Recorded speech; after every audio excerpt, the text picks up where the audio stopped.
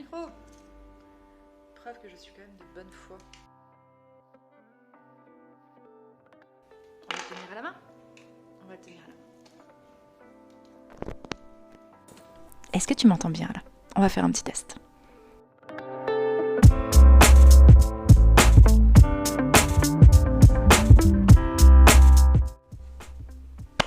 Salut. Oh, j'espère que ça va pas trop claquer. Vraiment désolée. Bien le bonjour. Bonne année. Non, tu ne rêves pas. Après plus d'1 an, tu as enfin une nouvelle vidéo sur cette chaîne. Je vais pas forcément t'expliquer pourquoi, parce qu'il n'y a pas grand chose à dire. J'ai été prise de court, j'ai priorisé, j'ai toi-même tu sais tous les projets qu'il faut que tu mènes en tant qu'entrepreneur.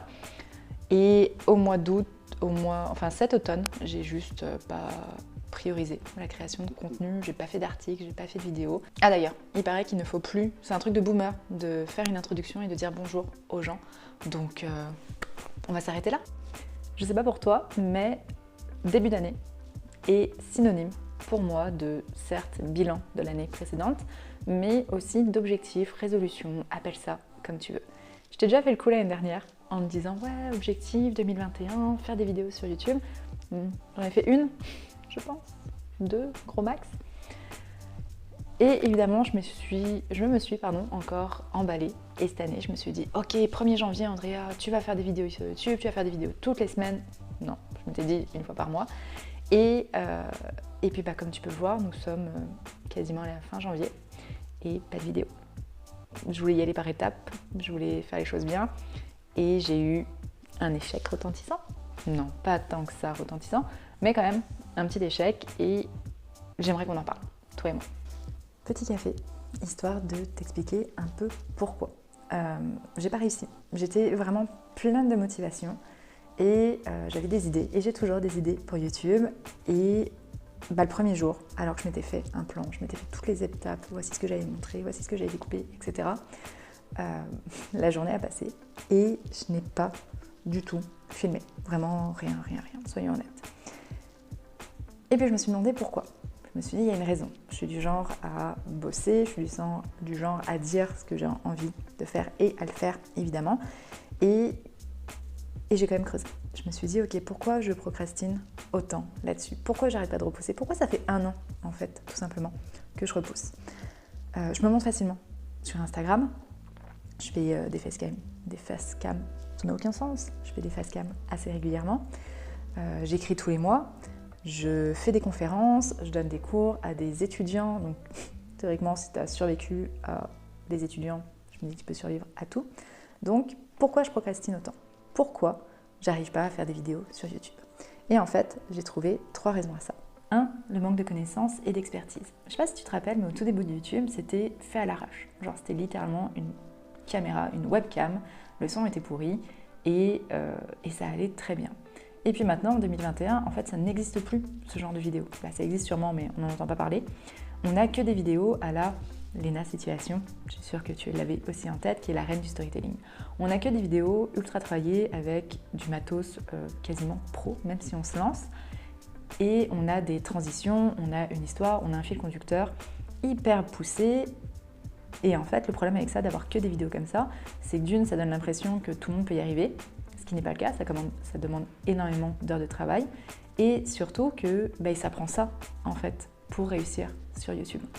Face à cette première raison, donc manque de compétences et manque d'expertise, de connaissances, il n'y a pas vraiment de grande solution à part tout simplement essayer et apprendre de ses erreurs. Et plus j'en ferai de vidéos évidemment, plus je pourrai m'améliorer et à un moment donné tu verras un T-Rex surgir derrière moi comme ça hyper facilement et ça aura l'air naturel. 2, le manque de temps.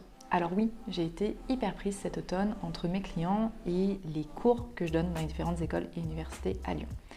Et à ça, je ne pouvais pas rajouter de vidéos. Et il en allait un petit peu de ma santé mentale et de mon sommeil, honnêtement. Parce que ça prend du temps, en fait, une vidéo. C'est pas juste un truc qu'on fait en 30 secondes. Généralement, si on veut faire un petit truc un peu sympa, même si on n'a pas de grosses connaissances ou une grande expertise, ça prend déjà de trouver une idée, d'explorer cette idée-là, donc de la découper, de faire parfois des storyboards, de tout simplement découper ces idées. C'est un peu ce que j'ai fait ici pour aujourd'hui, pour m'aider aussi à structurer ce que j'avais envie de te dire. Ça prend aussi du temps, tout simplement, à configurer, à placer le décor. Moi, je t'avoue que je je m'embête pas, je vais quand même rester chez moi, mais ça pourrait prendre du temps. Après, il faut le monter, il faut le filmer, pardon, il faut faire plusieurs prises, généralement. Là, techniquement, vu que j'ai bafouillé, il faudrait que je reprenne cette prise-là. Et puis après, il y a tout ce qui est découpage, montage, essayer de faire 1, 2, 3 petits trucs sympas, un petit tyrannosaure, peu importe. Donc voilà, donc tout ça, ça prend énormément de temps. Et en fait, pour 3 minutes de vidéo, généralement, il y a facilement 3 heures en fait derrière ça. Donc c'est 3 heures qu'il faut que tu cases. Mais en y réfléchissant vraiment bien, en fait, il y a autre chose. Il y a vraiment autre chose derrière ces 2 raisons principales. Parce que le manque de temps, c'est que je ne l'ai pas priorisé. Et pourquoi je ne l'ai pas priorisé ? En fait, c'est ma 3e raison. La peur de l'échec. C'est en fait la seule et unique vraie raison, la raison essentielle qui a fait que je n'ai pas produit de contenu en fait sur YouTube l'année dernière. Parce que j'ai une peur bleue de l'échec, comme je suppose la plupart des gens, et on a beau dire les entrepreneurs, oui, échoue pour mieux réussir. Non, il n'y a personne qui aime se prendre une tuile. En fait, j'ai peur de 2 choses dans la peur de l'échec. D'une, que personne s'y intéresse, et 2, que ça soit nul, tout simplement. Il faut comprendre que contrairement à une conférence, contrairement à une story sur Instagram, TikTok, whatever, ça reste pas dans le temps, en fait. Au pire, mes étudiants n'ont rien à faire de ce que je dis, et d'ici une demi-heure, ils m'auront oublié. Sauf si j'ai vraiment fait une grosse boulette. Une facecam ou un facecam, comme tu veux, sur Instagram, c'est pareil. Au pire, dans 24 heures, on l'aura oublié. Mais une vidéo YouTube, ça reste. Quand on voit qu'il y a eu que 20 vues, en fait, sur la dernière vidéo, mine de rien, on a l'impression de faire un flop. Alors que dans les faits, j'aurais 20 personnes qui débarqueraient dans mon appartement pour me dire « Salut, j'ai vu ta vidéo », je serais hyper méga gênée, en fait. Parce que je me dirais « Mon Dieu, 20 personnes, 20 inconnus ont vu ma vidéo et ont vu ma petite face parler d'entrepreneuriat. » Mais on a tellement l'habitude des gros chiffres, on a tellement l'habitude de voir la réussite, en fait, des autres, que ce pauvre petit 20 vues, on a l'impression de vivre ça un peu comme un échec. 2, le fait que ça soit nul. J'ai pas envie de faire des vidéos sur YouTube pour faire des vidéos. Je suis déjà assez occupée et je suppose que c'est ton cas aussi. Du coup, j'ai envie que mes vidéos, elles soient pertinentes, elles te soient utiles. J'ai envie de dédramatiser la communication et la vie entrepreneuriale. J'ai envie de te montrer que c'est pas toujours tout rose, mais c'est pas non plus toujours tout noir.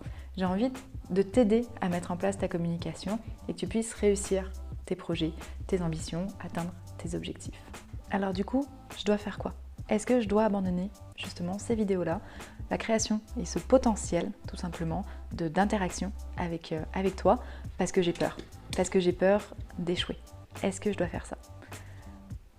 Somme toute, la réponse va être forcément non, mais c'est bien beau de le savoir qu'il ne faut pas abandonner. Qu'est-ce qu'on peut faire en fait pour changer ça et de se donner un coup de pied aux fesses? Parlons crûment. En réfléchissant à tout ça, je me suis rappelé d'un TED que j'avais vu de Tim Ferriss qui m'a marqué il y a plusieurs années. Je te mettrai évidemment le lien dans la bio. Il parlait de la peur de l'échec, justement. Il disait qu'en gros, il fallait lister tout ce qui pouvait arriver de pire ou de meilleur pour en fait se rendre compte que c'était pas si dramatique que ça, que c'était assez rare qu'on ait la fin du monde ou qu'on allait mourir suite à une décision. Donc je te propose qu'on fasse l'exercice ensemble. Qu'est-ce que ça va m'apporter de créer ou pas des vidéos sur YouTube? Le côté positif, c'est que je vais clairement augmenter mes compétences et mon expertise. Donc ça revient à effacer en fait ma première raison de mon absence sur YouTube. Évidemment, ça va augmenter ma visibilité. C'est un autre moyen en fait d'acquérir et de toucher en fait tout simplement des gens qui sont intéressés par ma problématique qui est l'entrepreneuriat et la stratégie de communication digitale. Ça va apporter aussi du fun, le fait de penser, d'imaginer des vidéos, de travailler là-dessus. Ça va me permettre de sortir un peu de ma zone de confort. Et puis surtout, ça va me permettre d'aider beaucoup plus de gens, ceux qui ne me suivent pas sur Instagram, qui ne me suivent pas sur LinkedIn, qui ne suivent pas ma newsletter. PS, je te conseille quand même de t'abonner, je te mets tous les liens en barre d'infos. A contrario, qu'est-ce qui pourrait m'arriver de pire? Pas de vues. Et sinon quoi? En fait, si j'ai pas de vues sur mes vidéos, quelque part, je risque moins de me ridiculiser. Il y aura moins de personnes qui pourront rire de moi, comme on dit au Québec. Donc, c'est pas plus mal. Ça va me prendre du temps. En effet, je vais peut-être même avoir l'impression d'avoir perdu mon temps. Mais, mine de rien, faut apprendre. À un moment donné, si on ne consacre pas du temps à quelque chose, ça peut pas fonctionner. Et au pire, j'aurais appris à être plus organisée encore que ce que je suis déjà. Et puis finalement, la peur du ridicule, la peur que ça soit nul. C'est sûr que ça va pas être parfait. Là, je suis en train de monter cette vidéo et clairement, je me dis, mon Dieu, on voit que j'ai un petit bouton ici, que je parle mal, que je regarde pas la caméra, etc. Mais concrètement, dans quelques années, je vais probablement en rire et surtout, est-ce que toi, qui es en train de regarder cette vidéo-là, tu vas me trouver vraiment ridicule? Est-ce que tu vas me trouver assez ridicule pour pouvoir en parler à des centaines et des centaines de personnes et que je vais me retrouver probablement au JT en train de faire dire « Ok, la personne la plus ridicule du monde vient de publier une vidéo ». Probablement pas. Alors pourquoi je me prends autant la tête? Alors voilà, quand je fais l'exercice, quand je le fais avec toi ou quand je le fais toute seule pour des projets super importants, en dehors des vidéos évidemment à refaire, je me dis, j'ai pas vraiment de raison en fait de dire non. J'ai pas vraiment de raison de repousser ça. Donc il faut que je vois ça comme un entraînement en fait, comme une manière de m'améliorer, comme une manière de trouver un nouvel angle, de tester, de pas se prendre la tête tout simplement. Toi qui fais partie des premiers à me regarder, je te remercie. Je te remercie de prendre ce temps-là. Je te remercie aussi d'être tolérant ou tolérante vis-à-vis de tous mes petits défauts dans les vidéos, de tous les montages, de me dire que non, il n'y a pas encore d'explosion et de flammes et d'histoire à la Léna situation, pas pour l'instant. Mais un jour ça arrivera. Et le jour où ça arrivera, tu pourras te dire deux choses. Déjà, hey, moi je suis là depuis le début et je me souviens de sa vidéo où elle disait qu'elle avait peur de se lancer, peur du ridicule. Regarde où elle en est là. Et surtout, si tu es encore là dans plusieurs années, j'espère que c'est parce que tu seras lancé à ton compte. J'espère que tu auras une super belle communication et que j'aurai pu t'aider un tout petit peu à faire ça. Merci d'avoir regardé cette vidéo jusqu'au bout. Si jamais tu as envie de te lancer avec moi dans cette aventure entrepreneuriale, moi faire des vidéos et toi peut-être te lancer dans la communication, ce que je te recommande tout de suite, c'est d'aller télécharger le mini-cours pour avoir un calendrier éditorial. Donc c'est 5 jours pour t'apprendre toutes les bases et commencer à communiquer sereinement sur ton activité. Évidemment, tout se trouve en barre d'infos et je te dis à très bientôt, j'espère. Bye!